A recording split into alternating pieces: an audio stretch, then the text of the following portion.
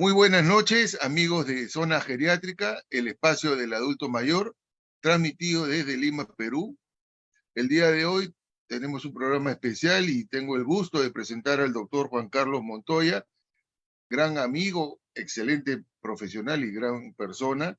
Él es médico geriatra, director médico de Gero Vitalis, eh, y el doctor, aparte de dedicarse a la geriatría y a la medicina, él pertenece al movimiento católico preparando para el matrimonio.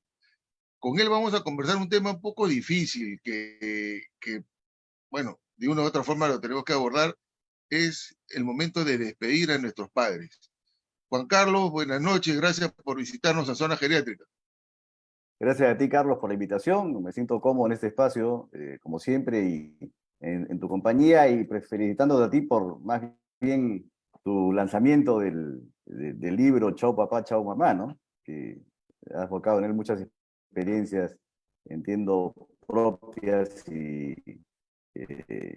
quién mejor que tú para tocar ese tema también, ¿no? O sea, creo que va a ser interesante para el público que se escucha el tener algunas, por lo menos, ideas, reflexiones sobre un tema que a veces se habla poco, ¿no?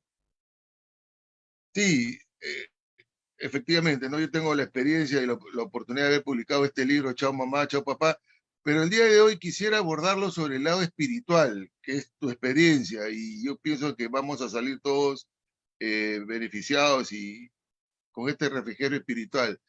Juan Carlos, como médico hemos visto muchísimas veces pacientes en la etapa terminal, pacientes que van a fallecer.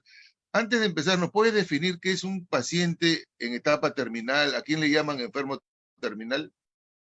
Bueno, es un paciente que tiene pues, una enfermedad que tiene características de ser progresiva, avanzada e incurable, ¿no? Y que prácticamente la esperanza de vida se calcula en menos de 6 meses. Esto es en general y se ha diseñado en un comienzo para pacientes pues, de tipo oncológico, pero también la terminalidad también se da en pacientes con enfermedades no oncológicas, ¿no? Que es el grupo más difícil a veces de precisar, ¿no? Porque en los tiempos, me refiero, en los plazos, ¿no? Porque no es un tema tan clara para el profesional mismo, ¿no? Y menos para la familia, saber cuándo esta persona con una enfermedad terminal, por ejemplo, no oncológica, va a fallecer, ¿no? Pero sí se sabe que hay enfermedades que son de tipo progresivas, avanzadas, incurables, degenerativas, ¿no? Como la demencia, como la fibrosis pulmonar, como la enfermedad renal crónica, que va a un estadio terminal, que también son enfermedades que no son cáncer,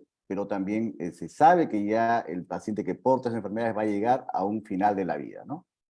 En un Es momento importante ya... lo que, es importante lo que nos menciona el doctor Montoya, ¿no? A veces uno asocia enfermedad terminal con enfermedades cancerosas, pero él nos ha dicho que hay dos grupos, ¿no? Enfermedades oncológicas y enfermedades no oncológicas. Y los geriatras vemos, pues, enfermos terminales con enfermedades no oncológicas. Ahora, como médicos hemos visto muchísimos pacientes, pero ya cuando se trata de nuestros padres, de nuestra familia, de nuestros abuelos, ya no es lo mismo, definitivamente, porque por más profesionales que seamos, no dejamos de ser seres humanos. ¿Qué mensaje tú le puedes dar a los profesionales, no necesariamente médicos, sino a los profesionales que tratan enfermos en fase terminal? Bueno, que están teniendo frente así un privilegio, ¿no? Un privilegio que es el acompañar, porque como médicos nos enseñan siempre a tratar, a curar, ¿no? Diagnosticar, tratar, curar, rehabilitar. Pero la misma formación mm, nos niega a veces la posibilidad de que no siempre vamos a ganar la batalla, ¿no? Porque contra una enfermedad que se convierte en características determinadas como ser progresiva, avanzada, incurable, que uno hace todos los esfuerzos y no logra ninguna reversión, sino ve progresión de enfermedad que lo va a llevar a la muerte del paciente, a veces uno tiene una negación al comienzo de decir no se me puede morir el paciente, ¿no? Es una falsa, digamos, apreciación porque en realidad el paciente terminal y cuando uno está al cuidado de ellos, lo que tiene que aprovechar es el tiempo que está frente a ellos para tanto dar el apoyo, el acompañamiento, el hablar claramente de ciertas cosas que le preocupa al paciente, ¿no? En la medida que quiera saber cosas, uno tiene que informarle y también orientarlo y darle tranquilidad y saber que está frente a un proceso pues natural, ¿no? Y que este proceso es parte de la vida, ¿no? Y es un tema muy natural como el nacer, ¿no? Eh, entonces creo que para la persona que acompaña, que puede ser un cuidador, puede ser un personal técnico, enfermera, cualquiera del equipo de salud, creo que debe de reconocer que frente a así va a tener el privilegio de tener una persona que está en la última frontera, al final de la vida, y que puede también esta persona aprovechar este proceso de transición de la vida a la muerte para aprender mucho del paciente, ¿no? Aprender mucho del paciente, de cómo ha vivido, de cómo está yéndose, cómo está reconciliándose o cómo se ha reconciliado con personas que quizás han participado y han sido parte de su vida y cómo están terminando esa biografía que les ha tocado pues escribir sus últimas páginas en esos días que se acercan a la muerte, para tener con ellos un espacio de confianza, de acompañamiento, como les digo, de cercanía, de apertura y sentirse que no están solos, ¿no? Es una etapa muy importante, o sea, pero hay que desmitificarla porque hay mucho temor al morirse y es lo más cierto que tenemos en la vida, ¿no? Ahora, existe una especialidad, o más que especialidad, yo no le llamo especialidad, sino una disciplina, que son los cuidados paliativos, Ujú. en la que sí, efectivamente, hay profesionales que se dedican a cuidados paliativos. Eh, ¿Qué son los cuidados paliativos? Bueno, son los procesos orientados a darle confort al paciente, mejorar la calidad de vida, abarcar todas las etapas, todas las dimensiones de la persona, tanto lo físico, digamos, lo afectivo, lo espiritual, para poder aliviar el sufrimiento. Básicamente, aliviar, confortar, en términos sencillos para las personas que nos escuchan, es eh, darle en la etapa que le queda por vivir una mejor condición de vida, aliviando el sufrimiento, como les repito, evitando que, digamos, esta persona que ya tiene un final predefinido por la enfermedad, tenga síntomas molestos que van a ser cambiantes en el proceso de la atención y hay que saber manejarlos para poder, digamos, hacer que este proceso de la vida a la muerte sea un tránsito muy aliviado. Los cuidados paliativos no pretenden ni tampoco, no pretenden atrasar ni postergar la muerte. O sea, simplemente respetan los tiempos del proceso de morir, pero dándole confort al sufrimiento, ¿no? Al sufrimiento, al dolor físico. En realidad se dice que el cuerpo duele y la persona sufre, ¿no? Y eso es cierto. O sea, en la parte corporal uno puede aliviar con medicamentos todo lo que es el dolor y síntomas asociados a la enfermedad que está llevando a esa situación terminal. Y también en la parte del sufrimiento, cómo aliviar el sufrimiento es cómo meterse a este manejo de la espiritualidad que también la persona lo tiene y poder evitar que tenga un proceso de disconfort al final de la vida, pero ya a nivel espiritual, no tanto físico, ¿no? Pero en realidad, en los cuidados paliativos se pretende aliviar el sufrimiento sin adelantar ni retrasar la muerte, respetando los tiempos, pero dando confort hasta el final de la vida. Y En algunas es un ocasiones, enfoque multidisciplinario, evidentemente muchas disciplinas participan en eso, no solamente el médico, ¿no? en algunas ocasiones he tenido oportunidad de conversar con colegas médicos, geriatras y también de otras especialidades y hemos conversado sobre el tema de los cuidados paliativos. Y como tú bien dices, es darle confort, calidad de vida y que nuestro paciente no sufra. E inclusive uno de los grandes temores es el dolor y se le trata de administrar los mejores analgésicos para que nuestro enfermo esté sin dolor, desde lo más suave hasta lo más potente, como los derivados de morfina. Ujú. Pero has hablado un tema dentro de lo que nos acabas de mencionar, que es muy interesante y que nunca lo he tocado, que son los cuidados espirituales. ¿Qué entendemos por cuidados espirituales en un enfermo terminal? Bueno, la espiritualidad es algo que es difícil de definir, ¿no? Pero que trasciende a la persona y hace que la persona pueda tener un, una idea que se basa, digamos, en el principio, el origen, el fin de todo. ¿Qué cosa lo sostiene esa persona en el mundo? ¿Qué cosa es lo que lo sostiene básicamente y a qué va a volver él cuando se muera? O sea, la espiritualidad atañe a la persona misma porque tiene que ver con lo trascendente de la vida, el propósito de vida que uno tiene, para qué está en el mundo, qué cosa es lo que lo mueve, ¿no? ¿Qué es lo que lo mueve?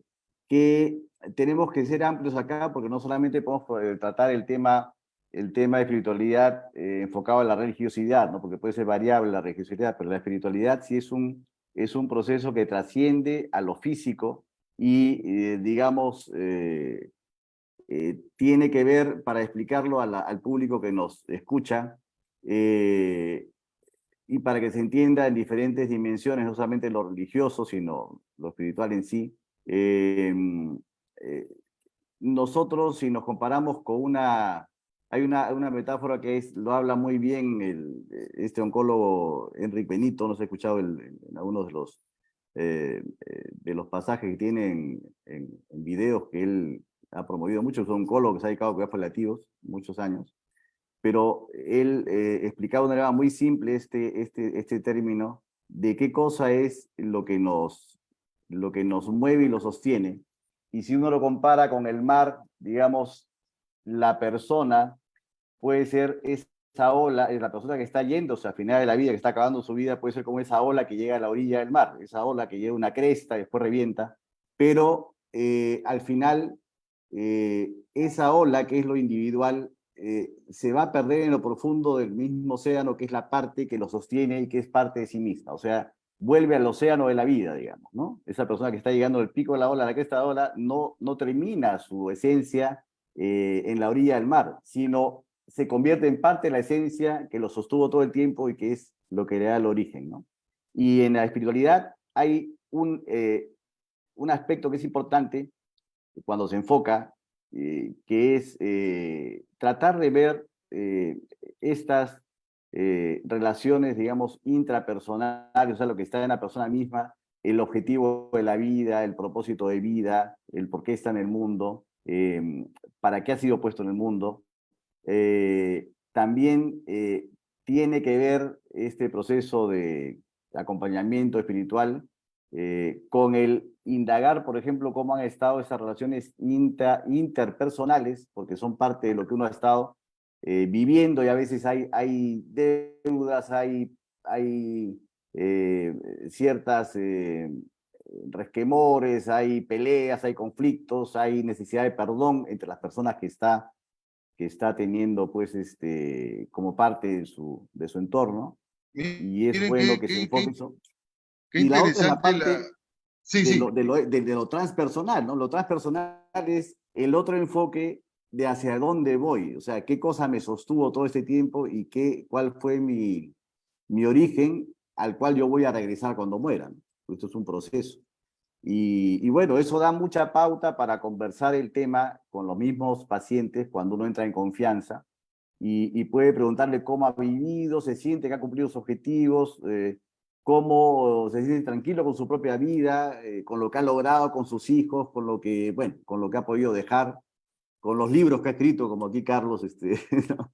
En el momento que ha dado, además mucho que conocer mediante pues, publicaciones, o diferentes maneras de trascender en la vida y cómo ha estado con las otras personas, qué necesidades tiene también de perdonarse, reconciliarse y qué cosa piensa que está dejando como legado, ¿no? Como un regalo, como una situación que puede servir a los demás y qué piensa frente a el más allá, qué cosa, en qué cree, ¿no? ¿Tiene fe, no tiene fe, profesa una religión, no es agnóstico? O sea, tratando de ver qué tipo de terreno pisamos para poder acompañarlo igual, porque esto, como digo, escapa a la religión que tenga la persona. O sea, uno, hablando de espiritualidad, tiene que ser muy amplio, ¿no? No solamente fijarse en la religión, sino en el concepto como global.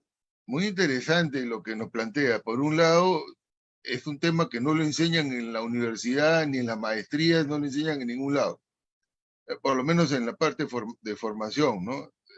La La formación parte profesional no formal, ¿no? enseñan la parte de espiritualidad. Y otra cosa que acabas de afirmar es de que no es lo mismo religión con espiritualidad, ¿no? O sea, son dos cosas diferentes que muchas veces se confunden, pero que son totalmente diferentes. Es más, podría haber, creo, una persona espiritual siendo agnóstico, ateo, podría haber, no sé, ya me comentarás. Pero lo importante, como tú bien dices, en la etapa de acompañamiento, que es fundamental, yo descubrí que la palabra acompañar es muy profunda. O sea, no es solamente sentarse al lado del enfermo o visitar al enfermo, sino acompañar es compartir, porque etimológicamente acompañar significa compartir el pan. Entonces, es muy profundo el hecho de acompañarse, estar al lado de su familiar o su ser querido enfermo, y sin conversar, simplemente el estar presente ya está haciendo mucho, porque también hay etapas de la enfermedad terminal, que es la fase agónica, que ya estamos hablando en las últimas 48, 24 horas, en la que el enfermo está totalmente dormido. Ujú. Eh, ¿Puede haber espiritualidad en una persona agnóstica o atea?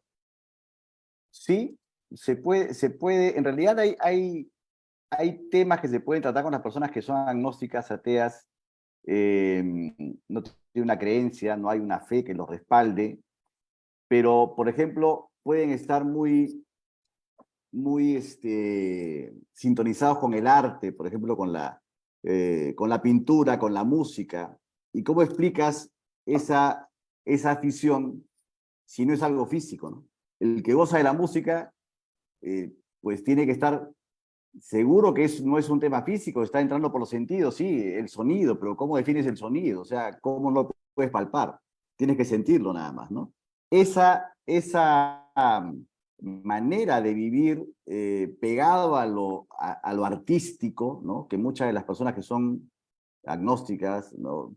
Pueden tener una afición artística, pueden ser pianistas, pintores, pueden ser, tener a Poetas. una, o poetas, ¿no? Literatos, en fin. Entonces, puede por ahí uno ver que también está trascendiendo, ¿no? Está trascendiendo y que esa parte que lo mueve a sentir predisposición, el gusto, el goce por la pintura, por la escritura, por el tema de la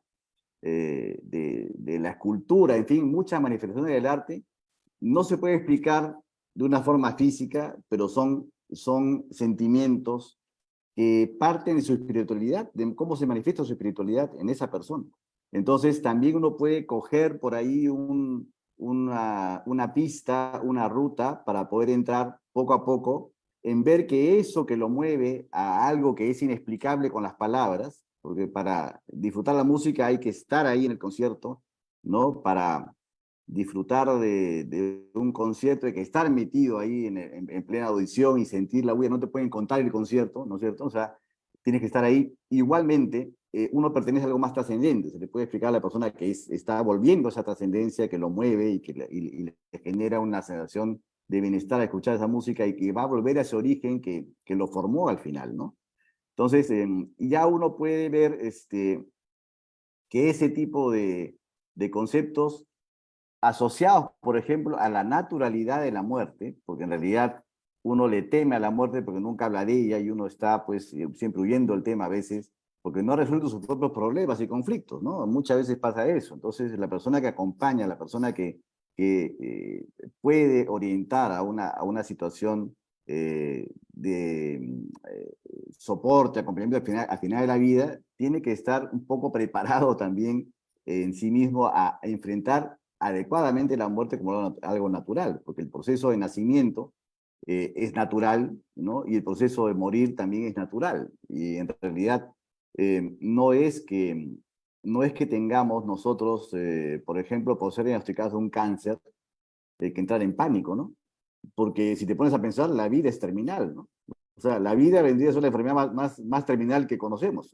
A todos nos va a tocar. A todos nos va a tocar. Entonces, el tener un diagnóstico de cáncer, ¿en qué te diferencia a una persona que no tiene diagnóstico de cáncer, está sana, cuando sabe que su vida también es terminal. O sea, que son 10 años más, 20 años más, 50 años más o menos para una eternidad que nos toca vivir después, ¿no?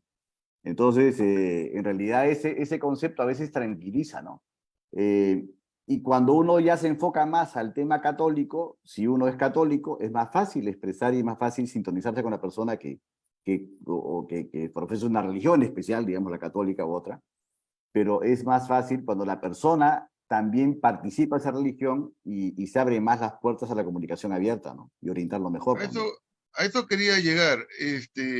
La Iglesia Católica tiene una serie de ritos, dogmas y sacramentos que también que tienen que ver en algún momento con la etapa final de la vida de las personas. Y me imagino que también las demás religiones. ¿Qué tanto puede ayudar en la parte espiritual? Por ejemplo, el sacramento de la unción de los enfermos o, o la ceremonia o el rito de los santos óleos que se le da a los enfermos terminales. Mira, eso tiene un sentido, o sea, eso le da sentido, por ejemplo, a la parte de la afiliación de la historia clínica que conocemos todos, ¿no? Nos han entrenado de chicos, que hay una parte que dice religión, ¿no?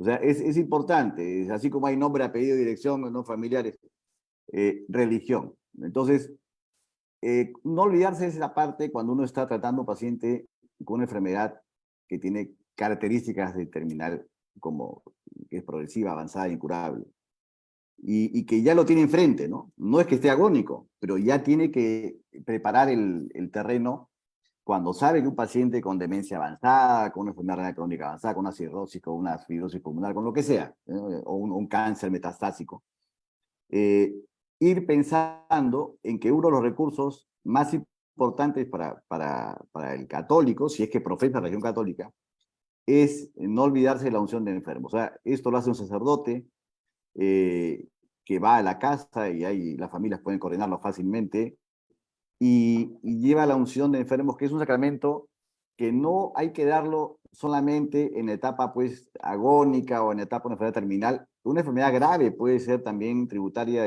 de aplicar el sacramento de la unción de enfermos porque es un sacramento que le da fortaleza tanto al alma como al cuerpo, ¿no? O sea, bajo la religión católica se piensa que es así, se cree que es así, o sea, que le va a dar fortaleza. Incluso un paciente yo conozco gente que incluso por una cirugía, va a una cirugía que puede ser de riesgo, el paciente está lúcido, sano, no tiene cáncer, ¿no? Y ha pedido una unción de enfermos y se la han brindado, ¿no? Para entrar tranquilo a una etapa que le toca hacer pues, de prueba a su salud y también a su fortaleza, y nadie sabe qué puede pasar después de la cirugía, ¿no?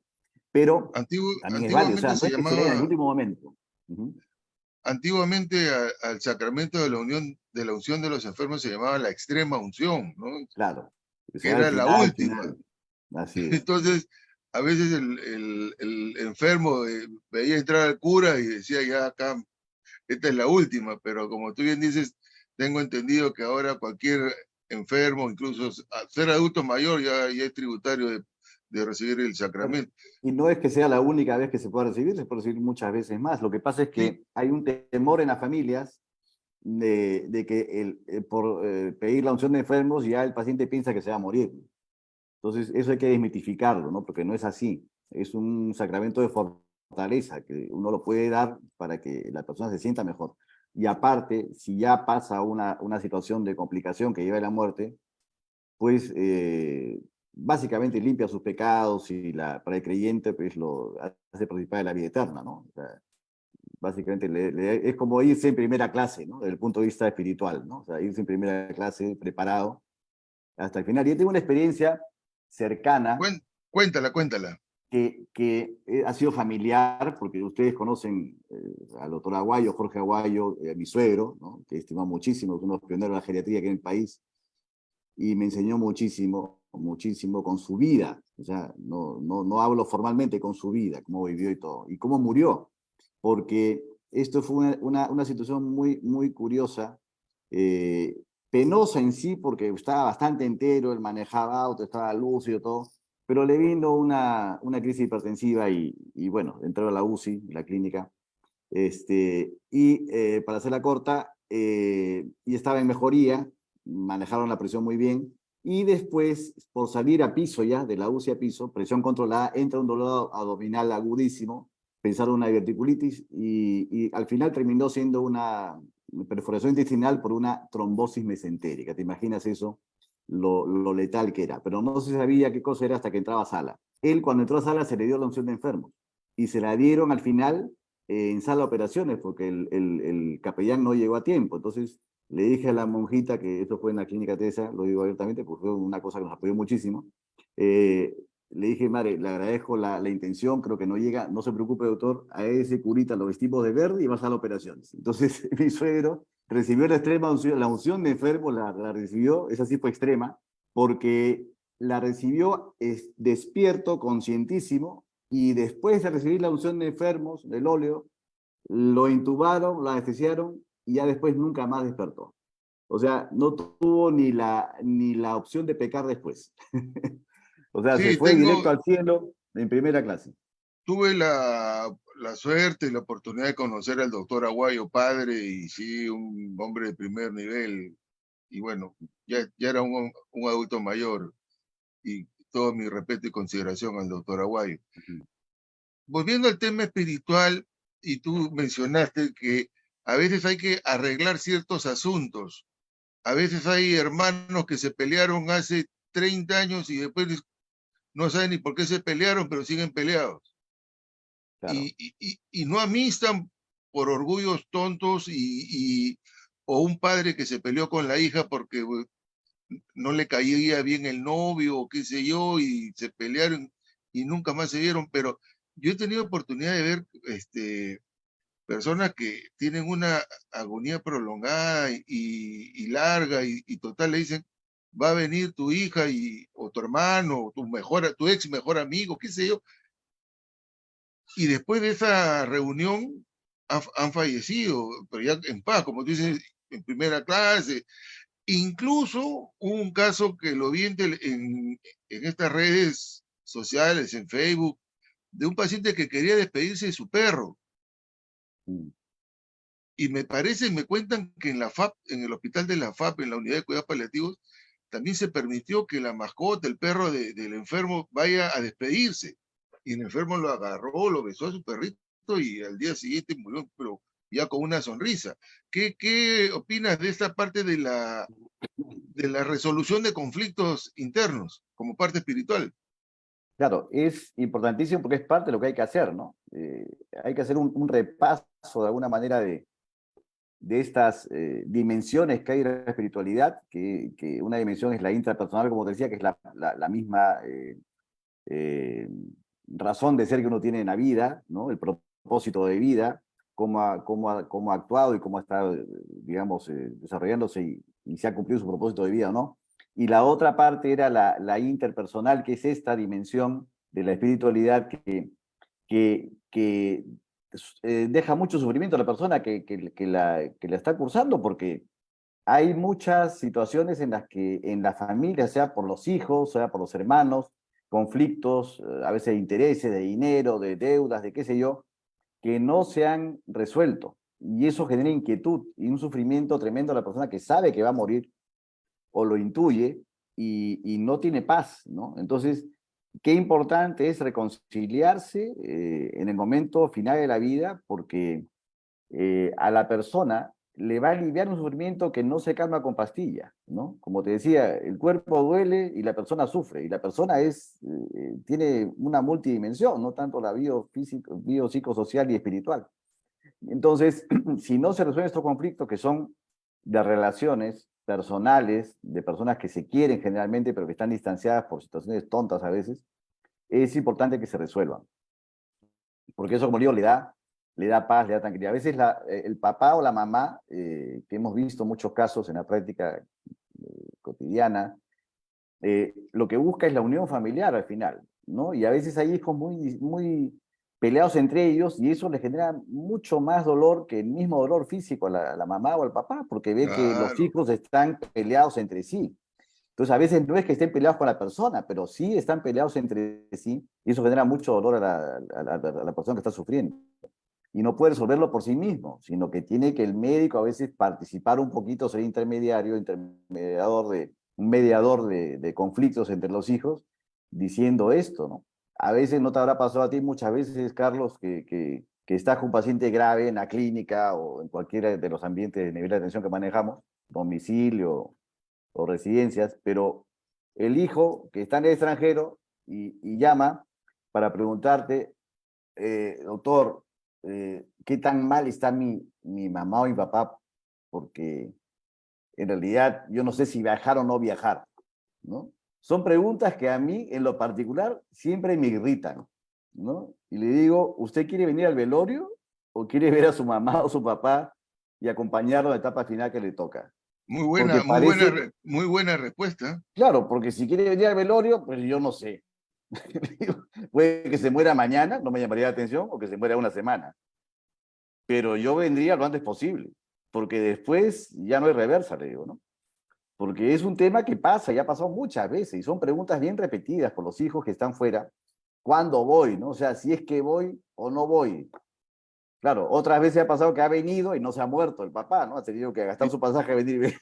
Pero, Y como de manera sutil te lo reclaman, ¿no? Como diciendo, sí, doctor, usted no me se ha dijo, muerto. usted me dijo, sí.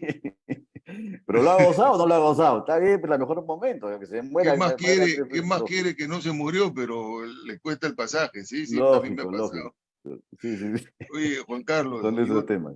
Sí. mira, el tiempo se nos pasó volando y este es un tema muy importante porque al enfermo en enfermedad terminal, en la fase terminal, no solamente hay que quitarle el dolor físico con analgésicos, sino como dijo el doctor Montoya, el dolor interno, ¿no? El dolor del alma.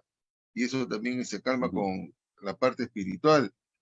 El día de hoy nos ha visitado Hanna Karina, Luz Cáceres, Francisco Cabel, Guillermo Lara, Elizabeth Castañeda, Nora Díaz, María Fernández, Olga Quintana, Olga Mateo, José Manayay, Cecilia Díaz, Tini Ati, Rosa Bobadilla, Judy Castillo, María Julia Steinwacher, espero haberlo pronunciado bien, Carmen López, Gladys Dávila, Charito Cárdenas, Carmen Rosa Rosales, Claudia Luyo, Wilson Marcelo Chihuango, Jacqueline Herrera, Betty Espinosa y muchas personas más que probablemente después ven el programa y dejan sus comentarios. A todos ellos mi agradecimiento. Juan Carlos, muchas gracias. Si alguna persona desea contactar contigo por tus servicios profesionales, Ujú. ¿tienes algún teléfono, alguna web o alguna red social? Sí, entrar al Facebook de doctor Montoya, geriatra, ¿no? Puede ser por ahí una vía de contacto fácil también, ¿no? Porque ahí están los datos generales que se pueden dar en la página. Ahí, ¿no? Ahí el contacto es muy, muy sencillo. Pero yo te agradezco a ti, Carlos, por la invitación y por tocar un tema que es importante y es muy trascendente y no nos preparamos para esto generalmente. Y les invito a los colegas que también piensen en su propósito de vida, ¿no? Porque si uno no se prepara en lo personal y en lo espiritual, también va a poder ayudar menos a un paciente que lo requiera en el futuro, ¿no? A veces es un tema que no se piensa y a uno le da temor enfrentarse a estas cosas. Y cuando uno quiere hacer un acompañamiento, ¿no? En esta parte también de la espiritualidad es bien complicado hacerlo si uno mismo no resuelve sus conflictos, ¿no? O sus problemas o sus carencias, ¿no? Entonces, es una invitación a los colegas porque también nos preocupamos un poquito en la parte espiritual, en la formación espiritual, cualquiera sea nuestra formación religiosa, pero para que nos metamos un poco en ese aspecto trascendente que es parte de la vida que nunca muere. O sea, para nosotros los creyentes nunca morimos, siempre estamos, vamos a vivir pues eternamente si es que nos portamos bien. Así es, nos espera la vida eterna. Así es. Dios, arriba o Listo, abajo, Carlos. pero nos espera la vida eterna. Igualito, igualito. Muy bien, amigos. Quedo muy agradecido al doctor Juan Carlos Montoya por su programa. Eso sería todo por hoy. Les recuerdo que mañana en la presentación de mi libro, Chao Mamá, Chao Papá, Guía para Hijos con Padres de Avanzada Edad o Gravemente Enfermos, en la sala Eison de la Feria del Libro a las 3 de la tarde. Y eso sería todo por hoy. Nos vemos el próximo miércoles. Un fuerte abrazo y también un feliz 28 de julio para todos los peruanos que vivan acá y vivan en el extranjero y a los peruanos de corazón. Hasta pronto. Ok, adiós. Chao, Juan Carlos. Chao, chao, muchas gracias.